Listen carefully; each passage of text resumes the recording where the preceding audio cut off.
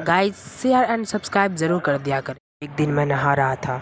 मेरी बहन भी उसी वक्त बाथरूम में आई और पर्दा ना हटाने के लिए कहा। वो मुझसे बोली कि मेरे दोस्त को टॉयलेट यूज़ करना है और मैं पर्दा ना हटाऊं। मैंने उससे कहा ठीक है। कुछ देर बाद जब मैंने बाथरूम के दूसरी तरफ से दरवाज़ा बंद होने का आवाज़ सुना, तभी मैं बाहर निकला। बाहर निकल कर मैंने अपनी बहन से पूछा उसकी कौन सी दोस्त आई थी। मेरी बहन ने मुझे सीधा जवाब दिया कि कोई नहीं। तभी मुझे पसीने आ गए। 2 महीने बाद मैं अपने माता पिता के साथ सो रहा था क्योंकि मुझे अकेले सोने में डर लगता था। बीच रात में मेरी आँख खुली और मुझे कुछ बहुत डरावना सा दिखा। मैंने दरवाजे के पास एक बूढ़ी औरत को मुझे देखते हुए देखा। मैं जोर से चिल्लाया और मेरे माता पिता जग गए। उन्हें बताने के लिए मैंने अपनी उंगली उस औरत की तरफ कर रखी थी।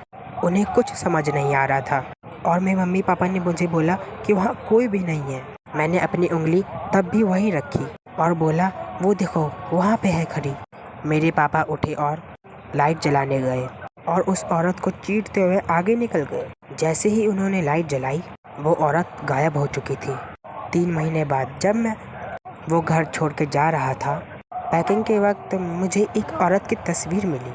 मेरा दिल बहुत ज़ोरों से धड़क रहा था। जब मुझे याद आया कि ये तो वही औरत है जिसने मुझे डराया था, मैंने अपने पापा को फ़ोटो दिखा के पूछा कि ये औरत कौन है।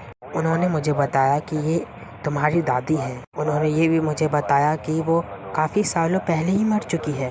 ये सुनकर मेरे डर की कोई सीमा न रही। अब मैं जब भी रात को उठता हूँ अपनी आँख बंद ही रखता हूँ।